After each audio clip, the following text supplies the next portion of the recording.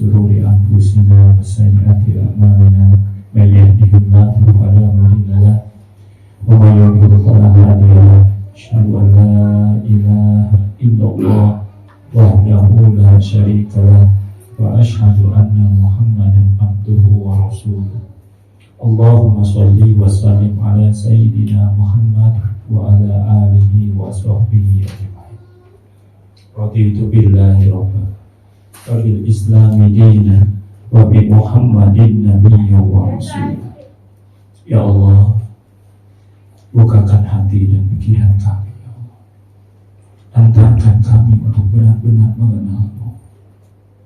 Antarkan kami, ya Allah, dengan ilmu yang disampaikan ini, menjadikan diri kami semakin akrab dengan-Mu.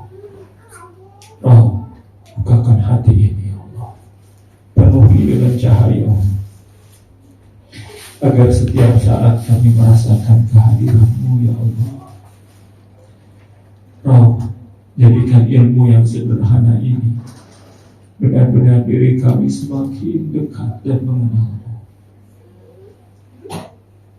Antarkan kami, ya Allah, antarkan kami agar benar-benar bisa mengenal-Mu. Amin, ya Allah. Bismillahirrahmanirrahim.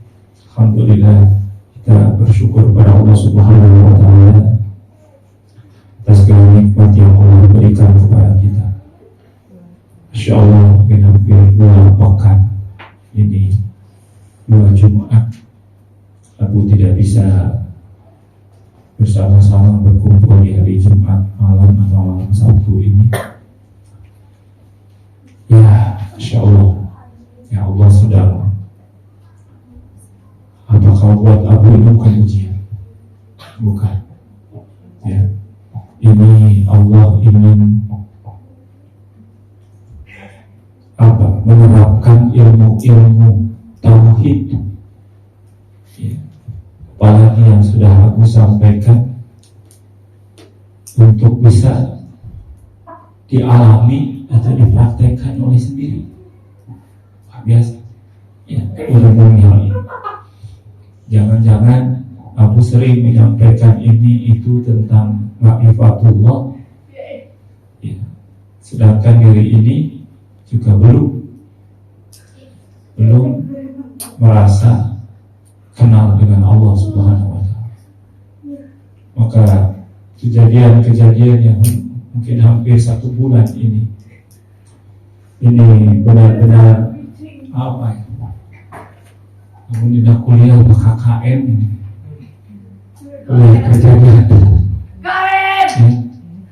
Ini kuliah kerja nyata. Bagaimana kita ini, apakah benar kita ini sudah mengenal Allah atau belum? Belum gitu. Ini mungkin lagi KKN. Apakah ilmu yang sudah dimiliki, diketahui ini benar-benar sudah menyatu dengan diri dan jiwa kita, ataukah hanya sekedar teori? Maka perlu KKN. Sampai, ya Allah, ya, jangan kau bebankan sesuatu yang aku tidak akan sanggup. Ya, permintaannya begitu. Ini kan permintaan sia-sia. Ya, kalau dalam ilmu tauhid, ya Allah, jangan bebankan segala sesuatu kepada diri ini yang aku tidak sanggup melakukannya. Ya Allah sudah nyatain diri, la yukallifullahu nafsan illa wus'aha. Ya, sudah pasti seberat apapun, ya, sehebat apapun ujian yang menimpa kita, itu sudah bisa kita ini menghadapinya, dan sudah pasti diukur oleh Allah sesuai dengan kemampuan kita. Maka ketika itu ingat lagi, Allah, jangan kau berikan beban ini melebihi kemampuannya. Tidak mungkin Allah. Kenapa harus mengeluh? Ya, kenapa harus meminta dengan mengeluh? Enggak mungkin, Allah sudah ukur gitu. Semangat lagi gitu. Ya, semangat lagi. hampir 2 pekan lebih, 23 hari. Ini tiap malam tidur di rumah sakit. Masya Allah. Ya, ya gitu ya. Jadi alhamdulillah ya, alhamdulillahnya sudah mendapatkan ilmunya, sudah sudah diketahui ilmunya, tinggal nih kerja nyatanya, praktekkan aja. Allah kasih ini, kasih itu. Ternyata memang masih rapuh imannya, ya. Masih banyak mengeluh, ya. Masih banyak mengeluh, masih belum sabar, ya, menghadapi setiap ujian dan episode kehidupan ini.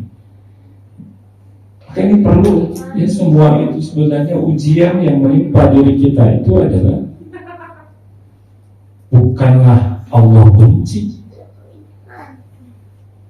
ya, bukan Allah benci. Ini latihan, ilmu yang sudah didapatkan langsung diterapkan di dalam kehidupan nyata. Maka kita akan lebih siap, lebih tangguh, lebih tegar ketika kita akan menghadapi kehidupan selanjutnya mungkin yang menjadi biasa hal-hal yang seperti itu. Insya Allah. Ya, kebayang awalnya itu seperti apa gitu, bagaimana melihat umum setiap malam itu, ya Allah, terus bingung, aku bingung harus gimana. Ya, dokter udah terus gimana lagi, sampai dikasih morfin tuh, kamu tuh dikasih morfinnya 3 cc, itu jadi narkoba, morfin untuk menghilangkan masa sakitnya itu 3 jam, nggak bisa tidur. Wah, mulai lagi sakitnya. Besoknya kasih 5 cc. Ya, ternyata tidak tahan, langsung sampai 10 cc. Mungkin itu dikasih. Ternyata aku merasakan ini, gimana? Terus gimana ya? Hanya bisa mengatakan yang ridho. So katakan di dalam diri itu, maka ya Allah yang dikumahakan ke bangga. Tubuh ini milikmu sampai dituntut. Tubuh ini milikmu. Rasa sakit ini datangnya darimu. Semuanya ini adalah milikmu. Ya Allah bangga yang dikumahakan ke bangga, ya. Itu lebih tenang.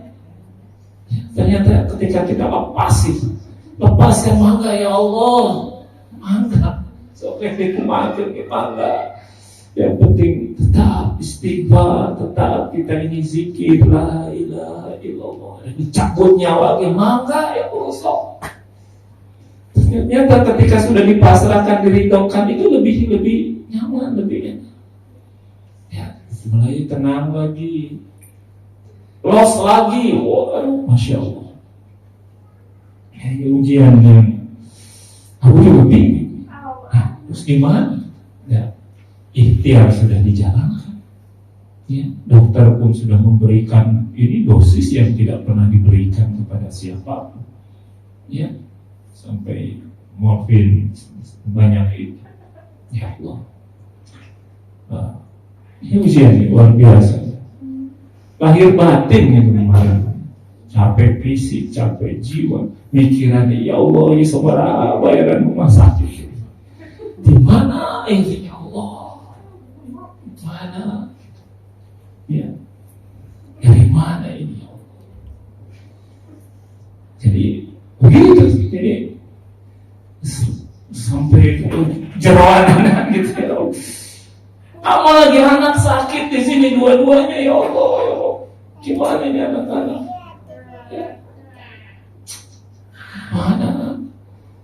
Makannya gimana? Ya.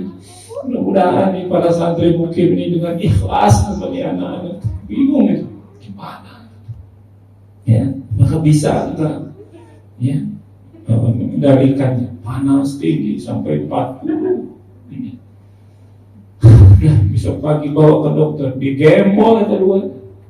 seorang itu melupakan nemenin Abu pagi-pagi, ya bawa ke dokter, bawa ke anak. Ya mana indungan sama cek dokter. Ya Allah, ya Allah.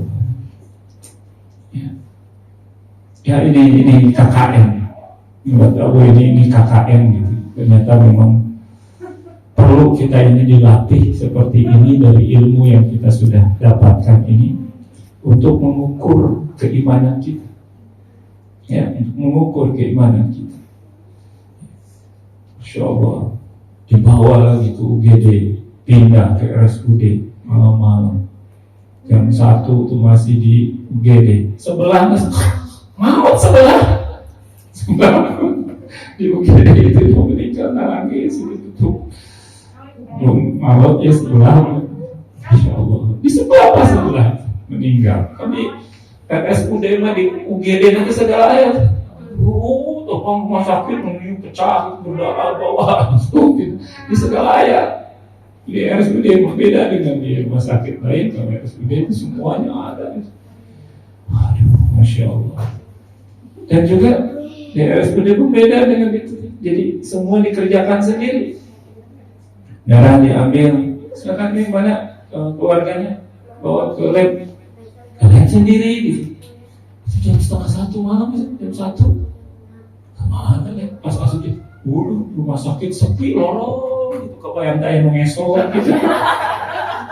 Sepi banget itu, rumah sakit tuh malam-malam jam 1 tuh.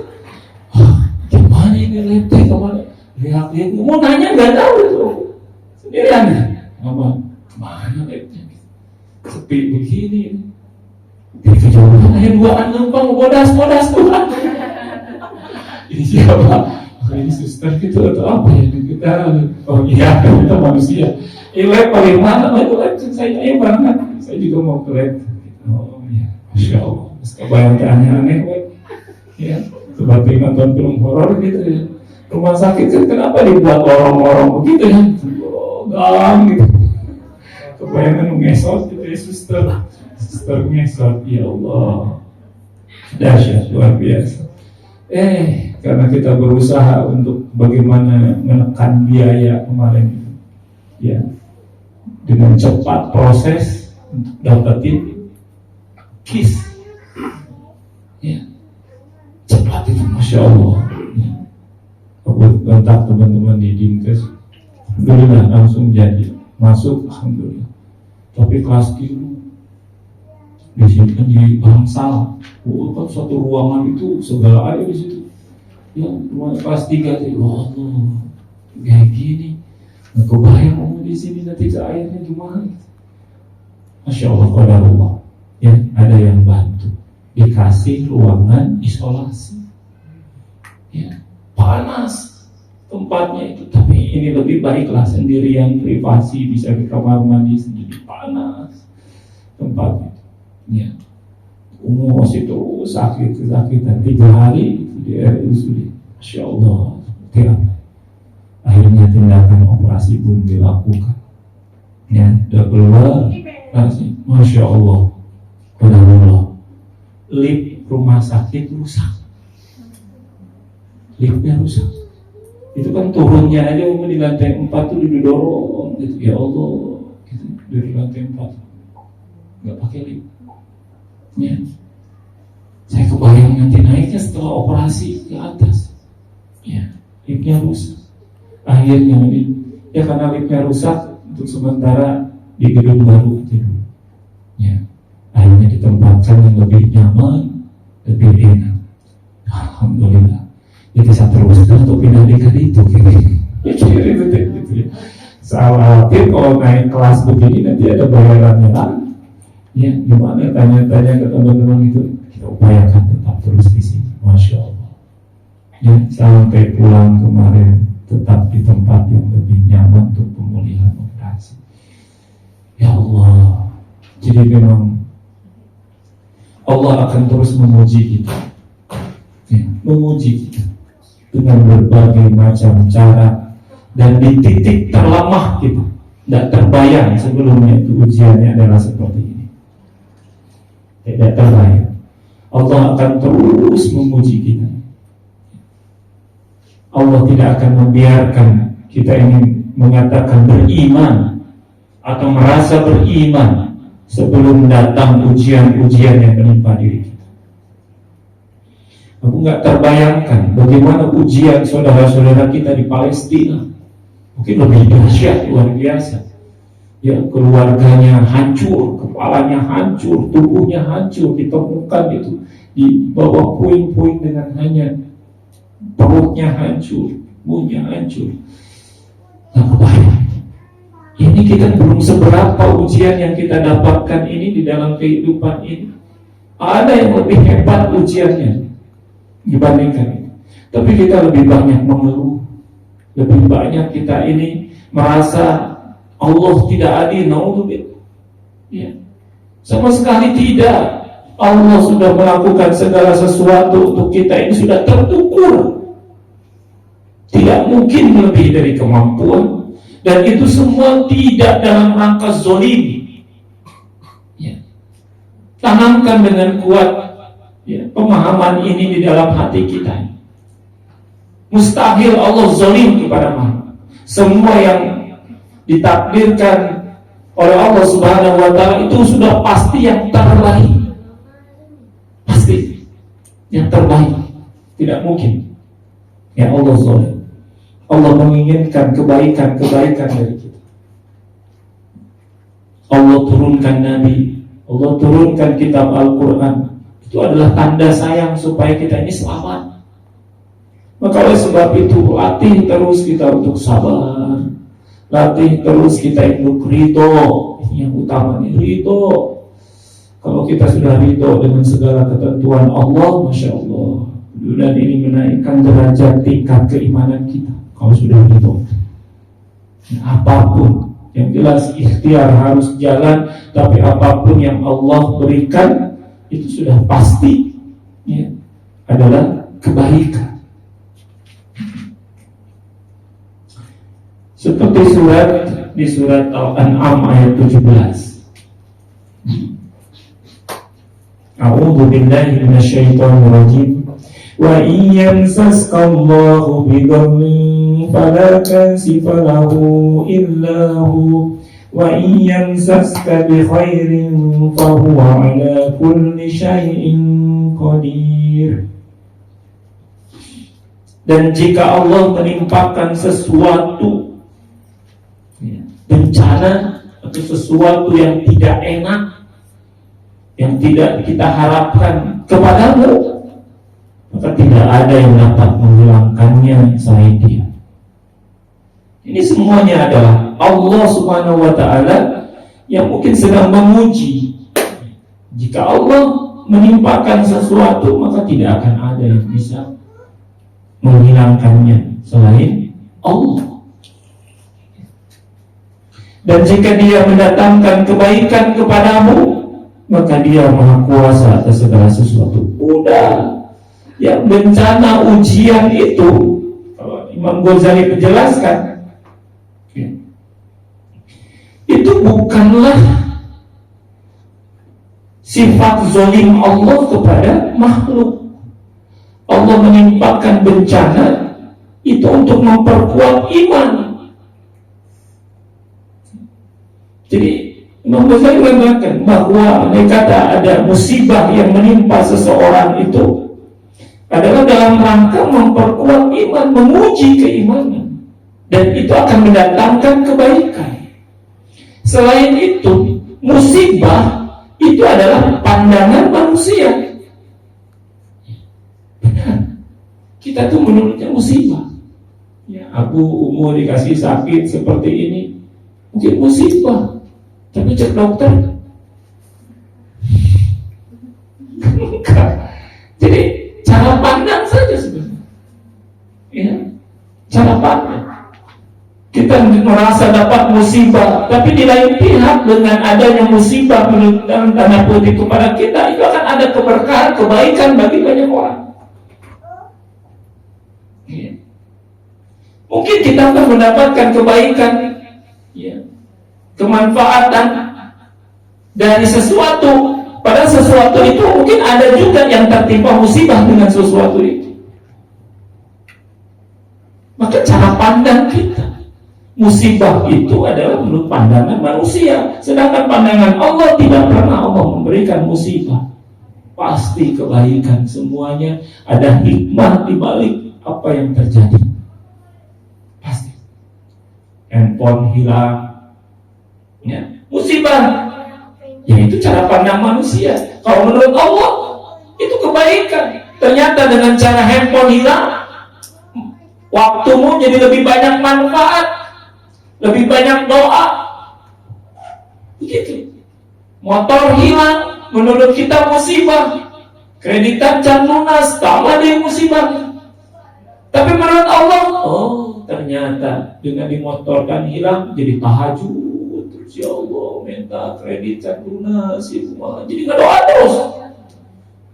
Ya. Itu caranya Allah bagaimana mengembalikan keimanan agar seseorang itu takwa, seseorang itu ibadah kepada, mungkin harus digituin dulu. Dikasih dengan seperti itu baru dia mendekat kepada Allah dan Allah suka. Oh ternyata harus dikasih dulu begini. Ya. Dan itu adalah kebaikan. Ternyata dengan doanya, tahajudnya, sujudnya, dengan sungguh-sungguh meneteskan air matanya, memohonnya kepada Allah, itu Allah suka. Ternyata dengan hilangnya motor, dengan hilangnya handphone, kamu jadi ibadah kepada itu ada kebaikan untukmu, jadi pahala untukmu. Ya. Kalau motor tadi hilangkan misalkan, ya kalaupun handphone tidak hilang, ya tidak terus aja waktu itu banyak sia-sia. Ya dengan itu. Ya. Tapi dengan musibah yang mendekat kita ini musibah menimpa, tapi menjadikan dirinya itu mendekat kepada Allah, itu nikmat. Maka sehebat apapun musibah yang menimpa seseorang, tapi menjadikan dekat dengan Allah, itu nikmat. Sebaliknya kebaikan-kebaikan, kemanfaatan, harta, kekayaan kita dapatkan sebanyak apapun yang menurut kita kenikmatan, tapi menjadikannya jauh dari Allah, itu laknat. Jadi ukurannya adalah mendekatnya kepada Allah. Ukurannya dengan apapun episode kehidupan kita ini, apakah ukurannya kita mendekat kepada Allah, apakah menjauh dari Allah? Kalau mendekat berarti itu nikmat. Allah sedang memberikan nikmat itu. Nikmat yang besar. Dengan musibah itu semakin dekat kepada Allah, nikmat itu. Tapi dengan kebaikan, kenikmatan dikasih, malah menjauh dari Allah, itu laknat. Itu laknat. Yang begitu. Yang celaka dunia akhirat, sudahlah dikasih musibah, menjauh dari Allah. Wah, itu celaka dunia akhirat. Itu celaka. Orang-orang yang tidak berilmu, yang tidak paham tentang hidup, tidak paham tentang agama, itu biasa. Sudah dikasih musibah malah datang kadukun. Ya, sudah dikasih musibah segala sesuatu, malah menjauh dari Allah. Wah, ini sengsara dunia akhirat. Celaka. Ya, biasanya orang-orang yang tidak paham tentang agama, tidak memiliki ilmu, pengetahuan tentang agama, itu biasanya begitu, celaka dunia akhirat. Itulah ya, musibah yang menimpa kita ini, itu adalah dalam rangka Allah Subhanahu wa ta'ala menguji keimanan kita. Maka apapun yang terjadi, musibah apapun yang terjadi, jangan sampai menjauh dari Allah Subhanahu wa ta'ala. Minta pertolongan kepada Allah Subhanahu wa ta'ala. Oleh sebab itu, ya, kita harus terus melakukan kebaikan-kebaikan, menebar manfaat. Inilah an-nafi. Allah itu an-nafi. Allah itu memberi manfaat. Hatta ya, termasuk juga yang menurut kita musibah, Allah an-nafi. Itu adalah manfaat, kebaikan ya, yang didapatkan oleh kita sebenarnya. Namun ya tadi ada hikmah di dalam semua itu yang mengantarkan kebaikan-kebaikan. Ketika menurut kita mendapatkan musibah, padahal sebenarnya Allah sudah memberikan manfaat. Kalau kita meminta kekuatan, ya itu tidak langsung kuat, malahan dikasih musibah. Ya, kalau kita lihat sejarah itu orang-orang hebat itu ternyata memang melalui satu proses yang tidak sederhana. Khadijah yang radhiyallahu anha itu melalui satu proses penempaan diri yang dahsyat, yang akhirnya menjadi istri Nabi. Dan orang-orang besar, ya, para nabi, Rasulullah SAW melalui satu proses penempaan yang hebat, yang dahsyat. Jadi menurutnya adalah tidak enak, menurut kita tidak enak musibah, tapi sesungguhnya ada hikmah, ada manfaat di balik itu semua. Maka itulah Nabi. Allah senantiasa memberikan manfaat kepada makhluk. Dan luar biasanya Allah, karena disandingkan dengan Ar-Rahman-nya Allah, manfaat yang Allah berikan ini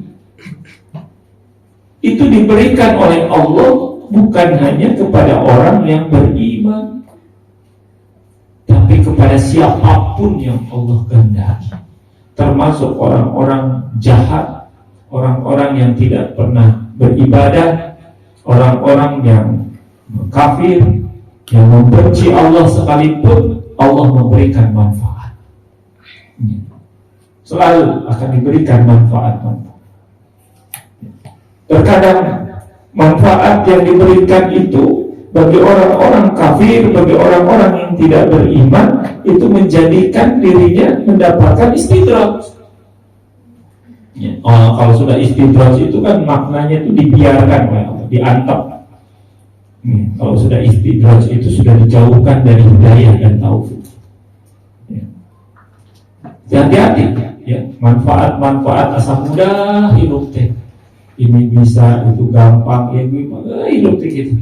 Awas, hati-hati. Jangan terlena dengan segala kemudahan, jangan terlena dengan segala kebaikan yang didapatkan. Ya. Kalau itu menjadikan dia terlena dan menjadikan jauh dari Allah, oh itu istidraj. Itu caranya Allah memberikan manfaat, dan nafinya Allah malahan itu membuat istidraj buat diri. Sedangkan orang-orang yang beriman, ketika Allah berikan an-nafi, ya, manfaat itu kepada seorang hamba yang beriman, dia bersyukur. Dia bersyukur. Dan orang beriman itu senantiasa bersyukur, termasuk ketika diberikan musibah. Menurut dia ini musibah nih, gitu. Tadi ya, Allah tidak akan memberikan musibah itu kata kita, kata makhluk, kata manusia. Ketika mendapatkan sesuatu yang tidak enak, musibahnya. Tapi Allah sesungguhnya akan senantiasa memberikan kebaikan-kebaikan untuk hal itu. Orang beriman dikasih musibah itu, dia bersyukur. Ya. Bukan hanya sekedar ketika sesuai atau apa yang diinginkannya terkabul sesuai dengan keinginannya, kemudian dia bersyukur. Orang beriman, ya, meskipun dikasih musibah, dia bersyukur. Wah, ini tingkatan yang luar biasa ini. Ya. Tingkatan yang luar biasa. Dikasih apapun dia bersyukur. Kenapa? Ya, Imam Al-Ghazali menjelaskan, ya, orang-orang yang abdan syakura adalah orang-orang yang senantiasa melihat nikmat Allah pada dirinya. Jadi ketika ada musibah, yang dilihat bukan musibahnya, ada nikmat-nikmat Allah yang diberikan kepadanya. Ini tingkatan yang tertinggi. Kenapa? Karena di dalam jiwanya, Imam Muslim menjelaskan, sudah mengenal Allah an-Nafi. Allah akan senantiasa memberikan manfaat terus. memberikan kebaikan kepada makhluk. Dikasih musibah, bukan musibah yang dipikirannya, pasti ada nikmat-nikmat yang lain yang Allah berikan kepadanya. Kan sering kamu sampaikan membahas soal ini. Orang Sunda selalu untung, tabrakan jeder, untung terkenal. Itu artinya dia itu kan bisa melihat kebaikan di balik musibah. Bempernya rusak, untung bemper kamu. Ya. Motornya rusak, untung motor saya terkenal. Ya. Patah kakinya, untung kan hiji, patahnya masih kena air hiji. Terus untung. Ya. Untung mau. Untung mau, waduh, ya cilaka ya. Leher potong, tangan potong, masih hidup kan bahaya. Waduh, itu mah. Kalau udah ini patah leher, ya. Kalau enggak, pas patah, untung masih ada, masih bisa dimandikan, tidak hancur. Coba ya, kalindes terus, gimana? Ya, sebuah takwa ini jalannya, ya kayak gitu. Gimana itu? Yang begitu, kita masih untung. Yang punya tak, misalkan begitu, untung kene masih dikenali wajah, ya masih dikenali. Terus untuk, nah itu tuh sebenarnya adalah cara kita ini melihat nikmat Allah yang lain. Maka orang-orang beriman yang tingkatan imannya sudah sangat baik, ya kalau dikasih kebaikan mah, ya bersyukur ada biasa, udah biasa, ya. Tapi ini dikasih musibah, masih musibah, dia bersyukur. Kenapa? Karena bisa melihat nikmat Allah yang lain. Dan juga dengan musibahnya itu dia kenal dengan Allah An-Nafi. Allah itu senantiasa memberikan manfaat, ya, memberikan manfaat. Coba bagaimana kata-kata Khadijah radhiyallahu anha kepada Rasulullah SAW ketika mendapatkan wahyu dan minta diselimuti. Ya, selimuti aku. Ya, kenapa? Begitu. Ada seseorang, suatu makhluk yang mendatangiku. Ya, aku takut. Tahu itu Rasulullah. Apa kata-kata Khadijah? Jangan takut. Engkau kan orang yang paling baik. Ya, engkau adalah yang pandai bersedekah, ya, memiliki akhlak yang baik, berbuat baik kepada orang lain dan segala macam. Itu perkataan, ya, untuk menenangkan. Ya. Maka bagi orang-orang yang senantiasa beribadah kepada Allah, yang imannya naik tadi, ya sudah memiliki iman dengan ibadahnya itu, maka ketika dikasih musibah itu tidak mengeluh dengan musibahnya itu, tapi dia bisa melihat nikmat Allah yang lain, bersyukur dia. Ya, alhamdulillah. Ya, bersyukur. Dia bisa melihat nikmat Allah yang lain pada diri. Ini ujian mustahil Allah ini tidak memberikan manfaat karena Allah ini An-Nafi. Di dalam dirinya tenang. Masya Allah ini. Ya, kalau ada para guru, ulama-ulama yang selalu tenang menghadapi satu ujian ini, Masya Allah, masih jauh kita ini. Ya, kemarin aja aku begini, ya Allah, masih jauh iman ini. Ya, menghadapi semua ini tuh masih jauh gitu. Ada yang yang begitu tenang menghadapi itu. Ya, Masya Allah, ini orang-orang yang mulia gitu, hatinya memang sudah terjaga orang seperti itu. Dikasih musibah, dia bersyukur. Lain alhamdulillah gering main gitu. Ya, tapi alhamdulillah ya Allah masih bisa sempat dibawa ke rumah sakit. Alhamdulillah ya Allah atas segala nikmat yang Kau berikan. Ya. Jadi melihat nikmat-nikmat yang lain, tapi kita bersyukur kepada Allah SWT, bukan mengeluh dengan apa yang diberikan musibahnya. Ya, karena inilah orang-orang yang sudah mengenal Allah An-Nafi, ya, akan senantiasa memberikan manfaat. Ya. Selain itu, ya, orang-orang yang sudah mengenal Allah An-Nafi, ya, dia akan senantiasa memikirkan dirinya agar terus memberikan manfaat bagi orang lain. Masya Allah. Ini memang agak susah ini ya, agak susah mengamalkannya. Orang terkena musibah, masih kepikiran ingin mengasih manfaat buat orang lain. Kan pengennya orang musibah pengennya dikasihani, ya, diperhatikan, dikasihani. Dia tidak ingin. Dia masih sibuk inginnya memberikan manfaat untuk orang lain. Luar biasa ini. Maka beberapa waktu lalu aku pun curhat itu, maksudnya Allah, Ustaz, ini permasalahan gitu. Ya, istri sakit dan segala macam. Kirain dia jawaban Ustaz, ya udah, antum istirahat dulu, fokus dulu untuk penyembuhan istri. Ya, aktivitas antum berhenti. Kirain begitu. Ternyata enggak. Ya, itu adalah ujian untuk antum, dan antum jangan sampai berhenti aktivitas dakwah. Ternyata malah harusnya ditingkatkan lagi antum aktivitas dakwahnya. Jangan sampai itu berhenti. Ya, kirain teh boleh izin aja dulu sebentar begitu, untuk fokus itu. Ternyata malah Ustaz bilang jangan sampai berhenti, malahan ditingkatkan. Ini ternyata orang yang sudah mengenal Allah An-Nafi, ya, dia tidak terpuruk dengan ujian yang Allah berikan. Dia tidak melempem, imannya itu, semangatnya itu tidak luntur ketika musibah itu diberikan. Ya.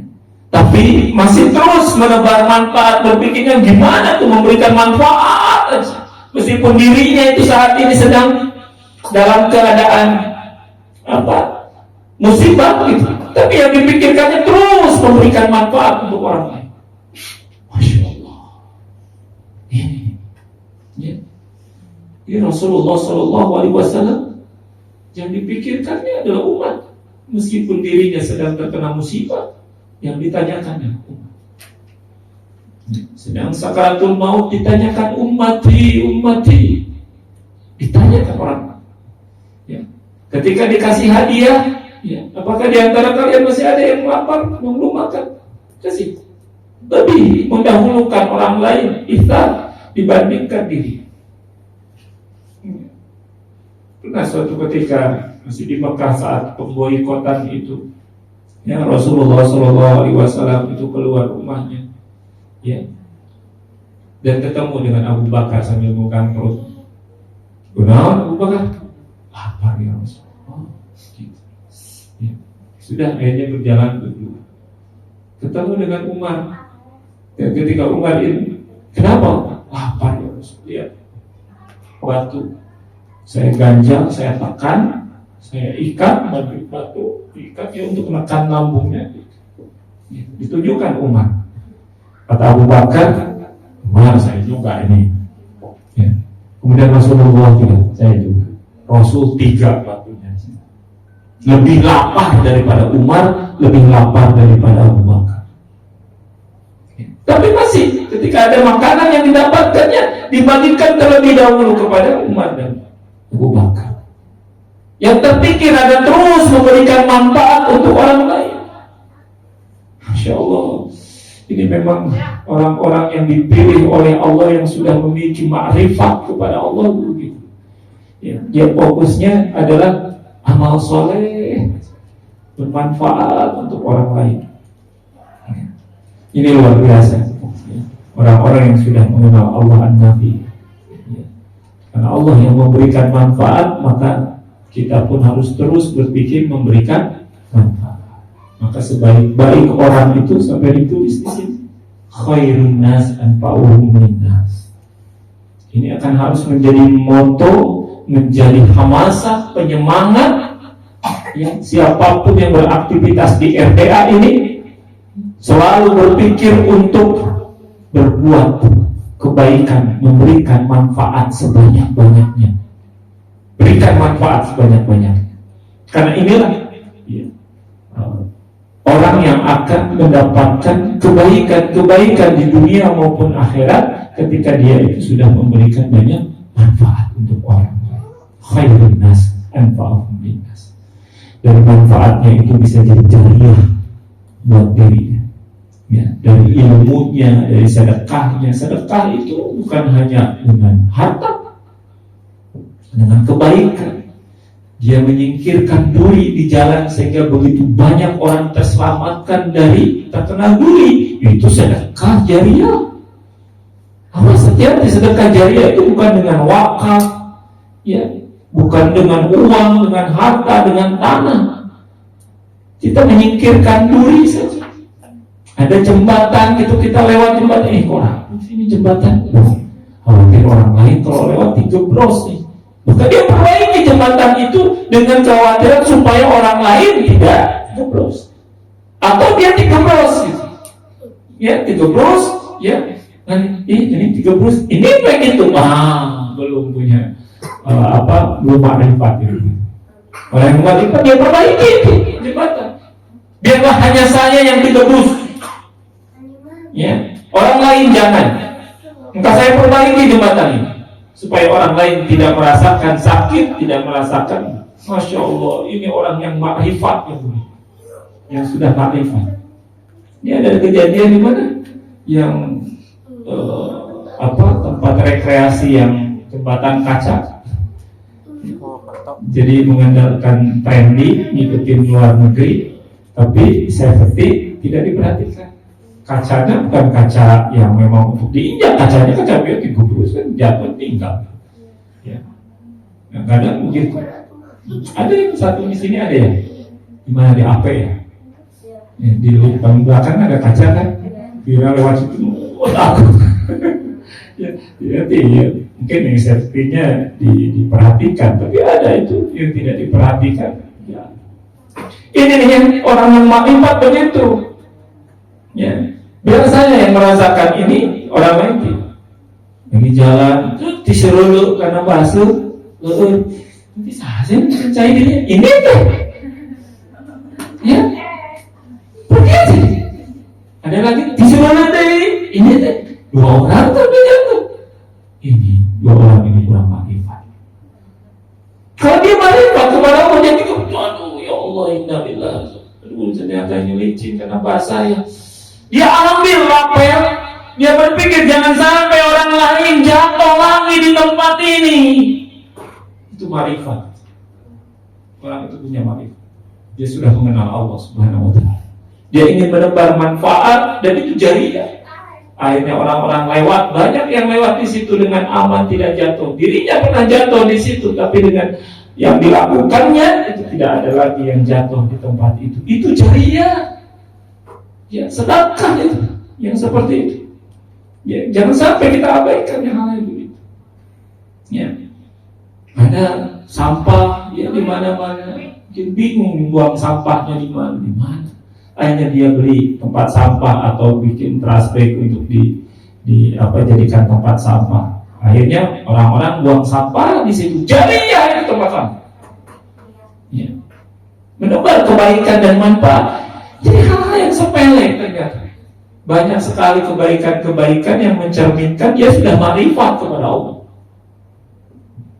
Jangan kita hal yang tinggi makrifat, hal yang sepele seperti ini sebenarnya. Kita bisa menebar manfaat kebaikan. Kan orang yang bermanfaat itu tipenya itu ada 4 ya. Ada tipe pondasi. Ya, tipe pondasi. Orang yang sudah makrifat nih ya, tentang nafi dengan memberikan manfaat itu ada tipe pondasi. Kalau tipe pondasi itu adalah dia nggak kelihatan tapi mengokohkan. Ya, mungkin orang lain itu tidak tahu bahwa sebenarnya yang akhirnya menjadi baik, jadi bagus, apapun lah itu, pekerjaan atau apapun, sebenarnya peranannya dia. Ini ada tipe pondasi, dia tidak mau diketahui atau tidak diketahui oleh orang lain, ya. Tetapi manfaatnya terasa oleh orang lain. Ya. Ini tipe pondasi, memberikan manfaat seperti ini. Ini untuk menjaga keikhlasan seorang, gitu ya. Kemudian ada tipe pohon kelapa. Ya. Kalau tipe pohon kelapa, di mana pohon kelapa itu kan palem itu kurma, ya. Semuanya memberikan manfaat, ya. Semuanya memberikan manfaat dari akarnya, ya, dari batangnya, dari pelepahnya, dari buahnya, itu semua memberikan manfaat. Wah, ini yang paripurna. Ya. Setiap aktivitas yang dikerjakannya itu selalu memberikan manfaat untuk orang lain. Ini, ya, yang terbaik, ya, adalah tipe palem, ya, atau kurma atau kelapa. Maka dijadikan jadi lambang pramuka, tunas kelapa, karena kuat menghujam ke bumi, ya, kemudian memberikan manfaat buah. Kemudian juga ada tipe pohon pepaya. Daun pepaya pahit ke? Pahit. Tapi buahnya manis. Ya. Dan ini menurut penelitian, ya, pahitnya pepaya itulah yang membuat manisnya pepaya. Apa artinya? Oh, dia mau berkorban untuk orang lain. Ya. Demi orang lain tidak mendapatkan celaka, biar apa saja yang melakukan. Ya. Wah, ini tipe orang yang benar-benar ingin memberikan manfaat totalitas yang dia lakukan. Ya. Meskipun saya terluka, meskipun saya yang susah daripada yang lain. Ini ikhlas. Saya jadi ingat sahabat saya, ya, dulu mungkin pernah cerita ini SMP, waktu itu setelah main bola, engkel abu kena, ya, kemudian pas hari sekolah, Senin masuk sekolah, itu ingkat-ingkat dan ya, aku berangkat dari rumah ke sekolah jalan kaki, ya, kesulitan. Pas waktu pulang, ya, teman abu ini, udah sekarang naik angkot pulang nanya, kasihan kamu di jalan kayak gitu, enggak, nah, jalan aja, kasihan. Ya memang karena nggak bawa ongkos untuk angkot atau apa gitu, stopkan sama dia. Ini. Emang satu mang di depan pasar dibayarin sama dia, dibayarin. Ya udah, ini pergi ya angkotnya. Akhirnya saya, karena angkot itu memang tepat di depan rumah, lewat di pasar Lembang. Dan saya turun, sudah sampai rumah. Sudah, alhamdulillah gitu, ya, tidak jalan. 2 hari kemudian saya baru tahu bahwa dia ongkos yang untuk bayar ke saya itu adalah ongkos dia pulang ke Cikolek, ya. Dan dia jalan kaki ke Cikolek, jalannya kan begitu, lalu naik lebih jauh 3 kali lipat daripada ke rumah saya, dan dia jalan kaki. Saya baru tahu.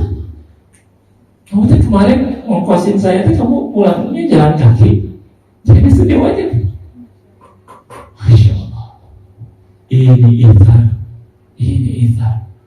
Ini tingkatan tertinggi ukhuwah yang seperti ini. Mendahulukan saudaranya daripada diri. Lebih baik dia terluka sengsara daripada saudaranya yang terluka. Ini ithar. Ya. Ini luar biasa yang seperti ini. Orang-orang yang begitu ukhuwahnya begitu sangat dalam. Kemudian yang terakhir, ya, tipe tadi apa yang pertama tuh tipe apa? Pondasi. Kemudian tipe pohon kelapa. Kemudian pohon pepaya. Kemudian satu lagi tipe tinggi. Ini saya cari dulu, ini lupa nih. Ada 4 tipe dalam kita memberikan manfaat, ya, dalam memberikan manfaat ini. Sebentar. Satu lagi adalah pondasi, pohon kelapa, pepaya, pisang, ya, pohon pisang. Gimana tipe orang yang memberikan manfaat pohon pisang ini? Pohon pisang itu hese mati. Sokwe tua, jadi deh. Ya. Apa artinya ini? Pohon pisang ini enggan mati sebelum berarti. Ya. Sebelum memberikan buah, pisang akan terus jadi tua. Kamu tombolnya can benang, jadi lagi. Ya. Jadi lagi terus sampai memang memberikan buah pisang, enggan hilang sebelum dikenang. Ya, pohon pisang ditebang berkali-kali tidak akan mati, tapi bila sudah mengeluarkan buahnya, ya habis, ya akan mati. Ya. Artinya kita memberikan manfaat bagi orang lain tidak akan pernah putus. Ya, tidak akan pernah berhenti, terus menerus dia memberikan manfaat. Memiliki sesuatu yang bisa dibanggakan untuk generasi selanjutnya. Meskipun dia sudah meninggal, tetap dikenang namanya. Ya. Maka ya, saya mengutip salah satu dari calon presiden. Ya, saya nggak peduli dengan cemoohan siapapun, tapi sejarah yang akan berkata. Ya, sejarah. Jadi nanti sejarah yang akan bisa menjelaskan itu semua. Meskipun saya harus dicaci maki, difitnah sedemikian rupa, tapi sejarah tidak akan pernah hilang. Ya, maka dia sibuk untuk menuliskan, memberikan sejarah yang baik. Jadi generasi saya, jangan sampai saya ini nanti dicaci maki oleh generasi selanjutnya. Kalau di dalam aktivitas dakwah, tangga dari setiap generasi itu adalah sebuah tangga menuju kejayaan Islam. Meskipun ngeri kalau aku dikirimin kemarin pas acara Hari Santri Nasional Jawa Barat, kumpul semua di sini. Ya, di malam Ahadnya itu kan ada konser band gigi di Jalan Soekarjo. Ya, itu dikirimin, ya Allah, ini santri kayak gini. Sejauh kene kejayaan Islam. Ya, perilakunya joget-joget, cikrang laki perempuan, ya Allah, ini kayak gini santri. Jauh kene kejayaan Islam. Jadi setiap generasi untuk menuju kejayaan Islam itu, ini saya tutup menjelaskan, itu bagaikan anak tangga. Ya, anak tangga. Generasi kita harus naik minimal satu tangga naik. Sehingga nanti generasi selanjutnya tinggal melanjutkan naik lagi satu tangga, maka kejayaan Islam itu akan sampai. Nah, kita ini harus berpikir, jangan sampai kita ini di generasi kita ini ternyata tangga kita itu nggak pernah naik di situ saja, atau bahkan turun, bukannya naik turun. Nanti generasi akan datang pembaharu, ar-ruhul jadid. Rasul mengatakan ar-ruhul jadid, para pembaharu akan datang, kaum-kaum pengganti akan datang. Mayyartadda minkum an dini. Ya, di surat Al-Maidah ayat 54 itu dijelaskan ada kaum-kaum pengganti datang. Mereka akan bertanya kepada generasi sebelumnya, kemana tuh generasi ini? Kenapa saya harus memulai lagi di sini?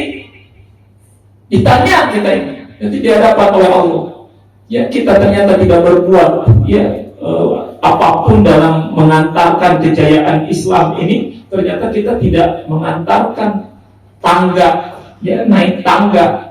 Ternyata generasi selanjutnya harus mengulang lagi dari awal. Ya, itu akan dipertanyakan kita ini oleh generasi-generasi akan datang, apa yang dikerjakan oleh kita ini. Maka jangan sampai kita ini berhenti, ya. Tapi kita harus meninggalkan jejak sejarah yang akan memberikan manfaat untuk generasi selanjutnya. Ya. Jadi orang-orang yang sudah mengenal An-Nabi, mengenal Allah An-Nabi, maka dia akan senantiasa memberikan banyak manfaat kepada orang lain. Ya.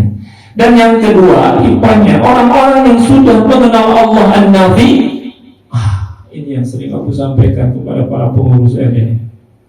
Orientasi kita ini beraktivitas itu adalah manfaat. Jangan bangga dengan melakukan sesuatu kalau itu belum memberikan manfaat. Ya, aku sampaikan kepada yang bikin film ya tentang apa kemarin, ada apa dengan cinta? Cinta yang tak pernah salah. So, aku tidak bangga dengan filmnya itu, tapi akan aku bangga ketika sudah memberikan manfaat. Ukurannya harus manfaat. Manfaat apa yang sudah kita berikan kepada banyak orang? Apa manfaatnya? Ya. Kalau tidak memberikan manfaat, jangan merasa bangga apapun kalau kita ini belum berorientasi kepada manfaat. Maka orang beriman yang sudah mengenal Allah An-Nafi itu selalu berorientasi pada manfaat. Ya. Hidup kita ini apakah sudah bermanfaat? Itu orientasinya. Jangan-jangan kita ini lebih banyak memberikan beban untuk orang lain. Hidup kita ini. Dan kita orientasinya harus memberikan manfaat. Ya. Sehingga semaksimal mungkin untuk terus-menerus memberikan manfaat dengan apa yang bisa dilakukan. Inilah orang-orang yang mengenal Allah An-Nabi. Dia orientasinya selalu kebermanfaatan untuk orang lain. Ya.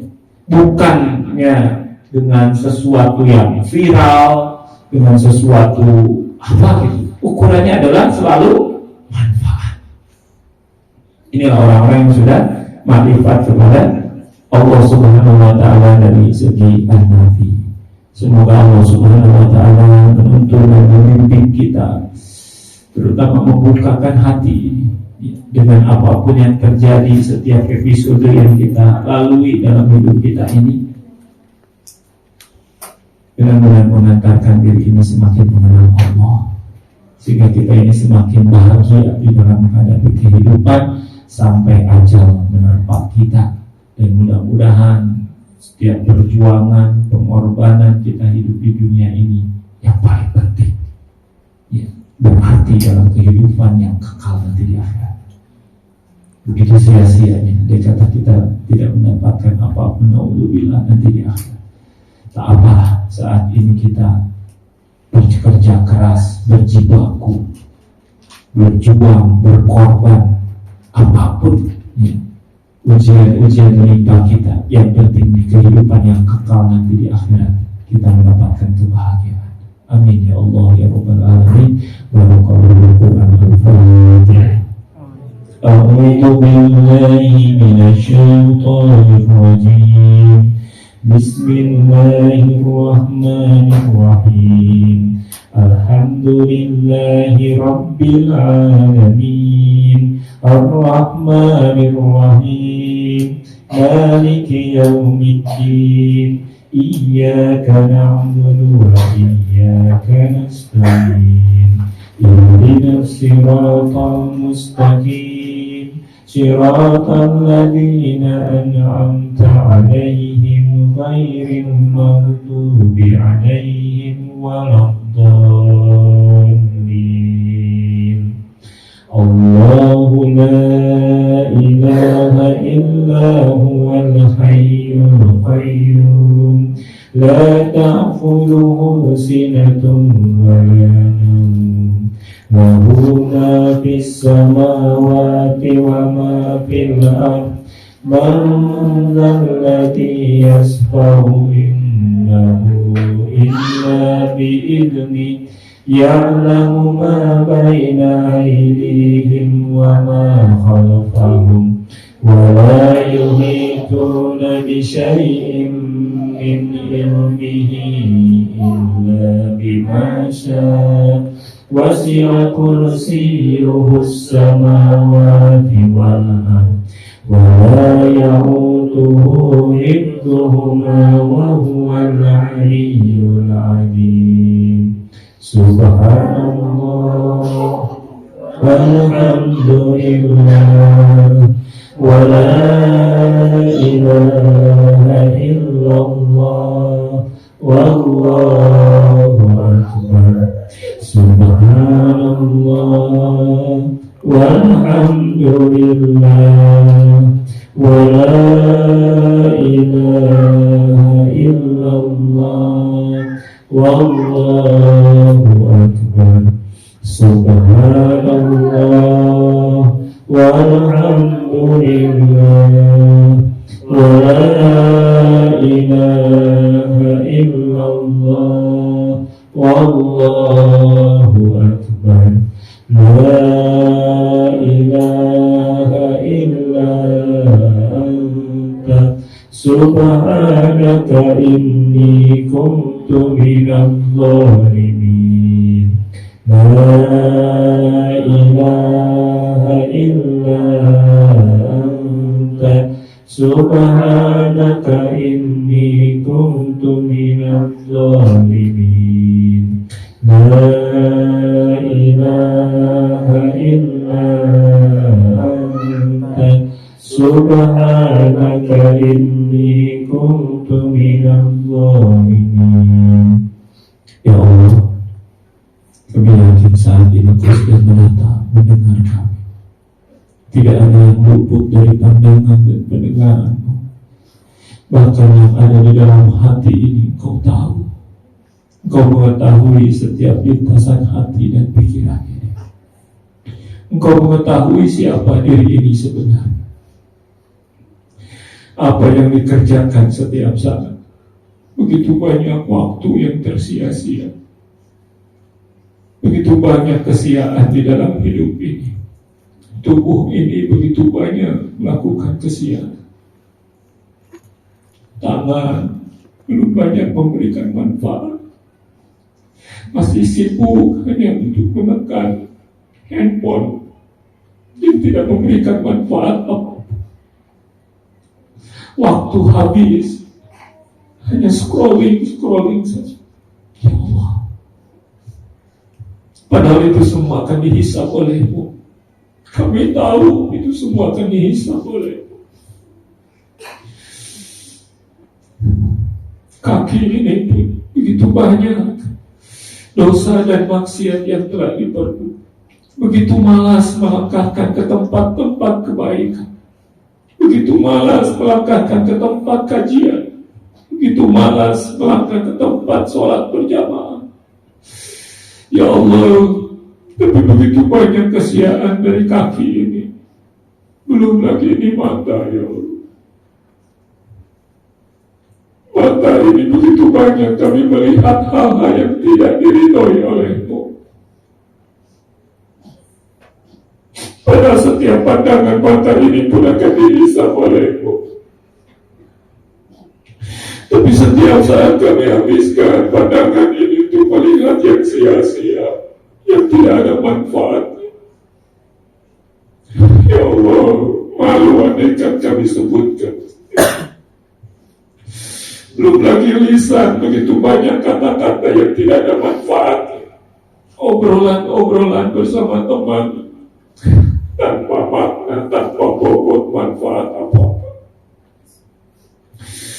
Ya Allah, malu kami sebutkan semua ini.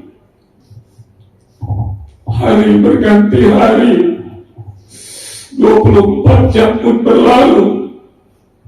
Andaikan jujur diri ini lebih banyak kesia-siaan, bahkan dosa maksiat dibandingkan ibadah kepada-Mu. Rob, bagaimana nasib kami, ya Allah? Kami merasa masih akan beruntung, padahal begitu besar dosa dan maksiat yang ini. Aib-aib pun Kau masih sembunyikan. Begitu mulianya Engkau, ya Allah, Kau masih membunyikan aib-aib kami. Begitu maha pengasih dan penyayangnya Engkau. Andaikan aib ini dibuka, tak apa yang akan terjadi diri ini. Orang memuji, orang mengagungkan diri ini hanya karena Kau masih menyembunyikan aib-aib ini. Malu kami menyebutkan. Dan itu semua Kau ketahui dengan persis dan presisi. Kau tahu setiap perbuatan yang dilakukan ini, ya Allah. Kami pun tahu, kami pun sudah diingatkan tentang hal ini. Wal 'ashr innal insana lafi khusr. Tapi terus kami lalaikan setiap waktu ini dengan sia-sia. Padahal itu sudah pasti kerugian bagi diri kami. Begitu busuknya diri kami ya Allah. Begitu hina-hinanya diri kami ya Allah. Kami tahu semua kebenaran, tapi kami dustakan itu semua. Bagaimana nasib kami andaikan saat ini adalah hari terakhir kami? Bagaimana nasib kami ya Allah? Andaikan malam ini malam terakhir kami. Kami takut ya Allah. Kami takut dengan semua kejujuran diri kami ini. Salat kami kerjakan tak pernah merasakan khusyuk. Hanya terkadang menggugurkan kewajiban belaka. Bahkan wudu kami pun tahu begitu berantakan ya wudu kami. Hanya sekedar formalitas. Salat pun hanya sekedar bergerak saja tanpa makna. Ya Allah, amal-amal soleh pun terkadang dikotori dengan riya, dikotori dengan hal-hal yang dapat menghabiskan pahalanya. Ya Allah, begitu tidak sebaliknya hidup kami. Amal soleh belum tentu Engkau terima, sedangkan dosa maksiat, kelalaian atas waktu yang penuh kerugian ini terus menerus kami lakukan. Gimana nasib kami andaikan malam ini malam terakhir kami?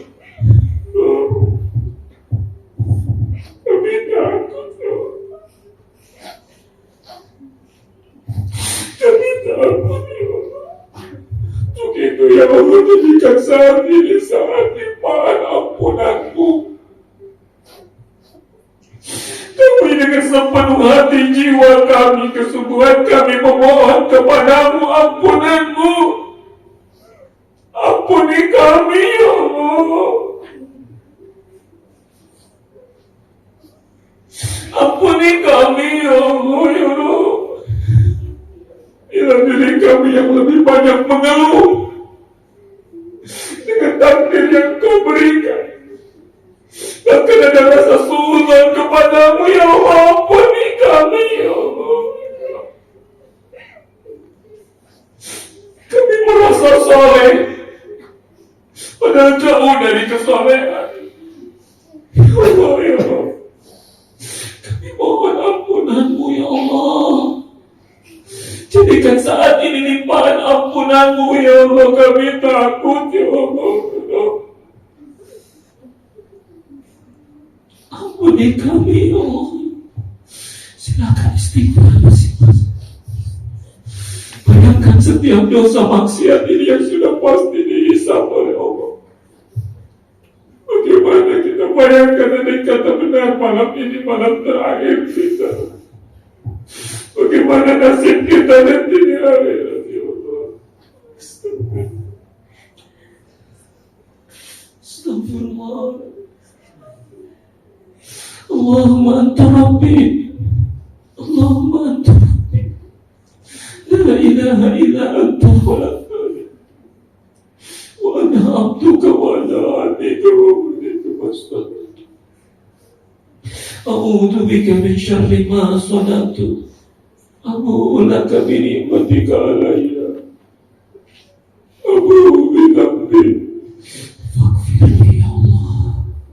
Faghfirli ya Allah. Faghfirli. Fa innahu la yaghfiru dhunuba illa anta ya Allah. Astaghfirullah ya Allah. Astaghfirullah. Astaghfirullah. Ya Allah. Astagfirullah. Astagfirullah. Ya Allah, jangan biarkan diri kami jauh dari-Mu. Tuntun dan bimbing ya Allah agar senantiasa berada di jalan-Mu. Kurniakan hidayah dan taufik-Mu ya Allah. Dan jangan Kau cabut sedikit pun hidayah dan taufik ini ya Allah. Istiqomahkan kami di jalan-Mu. Apapun yang terjadi yang menimpa diri kami, Istiqomahkan kami di jalan-Mu ya Allah. Lindungi kami dari fitnah dan musibah yang mengantarkan dan menghancurkan iman ini ya Allah. Lindungi kami dari fitnah akhir zaman ini ya Allah. Tunjukkan kebenaran ini kepada kami ya Allah. Jangan biarkan kami terlena mengikuti ya Allah kamuflase kebenaran ya Allah. Tunjukkan kebenaran, benar-benar kebenaran dari-Mu ya Allah. Kumpulkan kami ya Allah bersama orang-orang yang Kau cintai. Kumpulkan kami bersama orang-orang yang senantiasa dekat dengan-Mu. Lindungi kami ya Allah. Lindungi kami ya Allah ya Allah. Berikan juga kasih sayang-Mu kepada orang tua kami, ibu bapa kami ya Allah, yang telah membesarkan kami ya Allah. Tak mungkin kami bisa membalas mereka semua. Kami hanya memohon kepada-Mu ya Allah. Berikan kemuliaan, berikan kemuliaan kepada ibu bapa kami ya Allah, ya Allah. Kemuliaan hidup, kemuliaan saat sakaratul maut, untuk menjemput husnul khatimahnya ya Allah.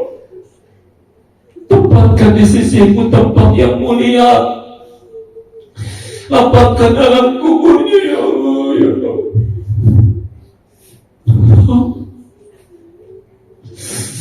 Jadikan rumah tangga kami rumah tangga yang sakinah, rumah tangga yang benar-benar saling menguatkan iman ini, rumah tangga yang mengantarkan masing-masing ke surga-Mu. Berikan jodoh terbaik bagi siapapun yang menantikan, yang mengantarkan ke surga-Mu. Lindungi ya Allah dari perbuatan zina, mendekati zina. Lindungi dari segala perbuatan maksiat.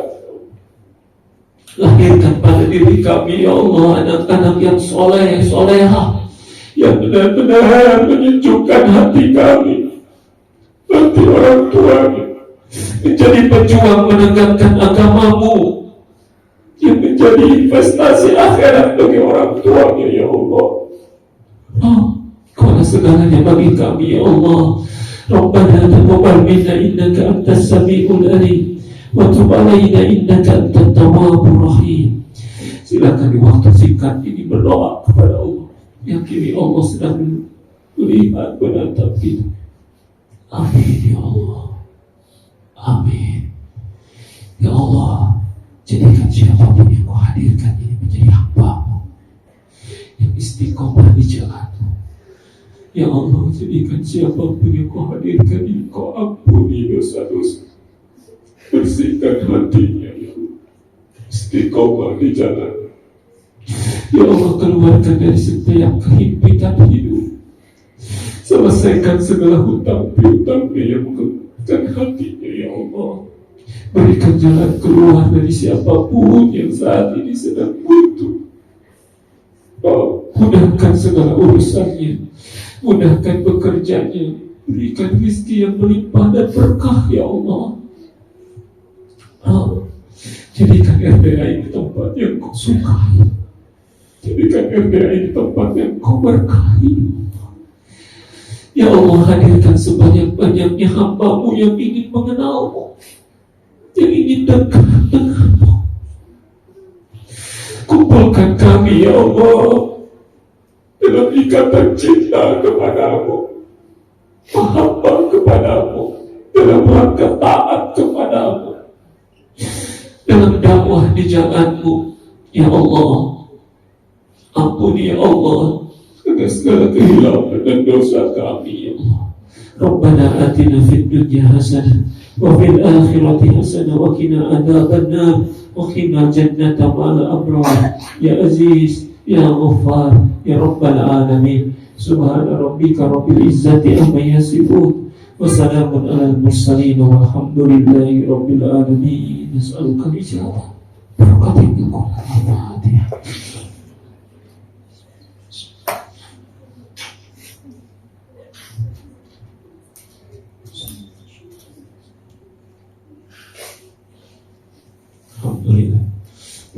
juga umur, ya, semoga bisa kembali beraktivitas dakwah, kita sama-sama menjalankan dakwah di era ini. Ya, semoga segera disehatkan, disembuhkan kembali seperti sedia kala. Dan juga doakan bagi para santri, orang tua santri yang saat ini pun sedang sakit. Ya, Masya Allah, ujian terus akan datang. Semoga Allah berikan kekuatan kepada kita semua. Terima kasih. Usikum wa nafsi bi taqwallah. Subhanakallahumma wa bihamdika asyhadu an la ilaha illa anta astaghfiruka wa atubu ilaik. Assalamualaikum warahmatullahi wabarakatuh.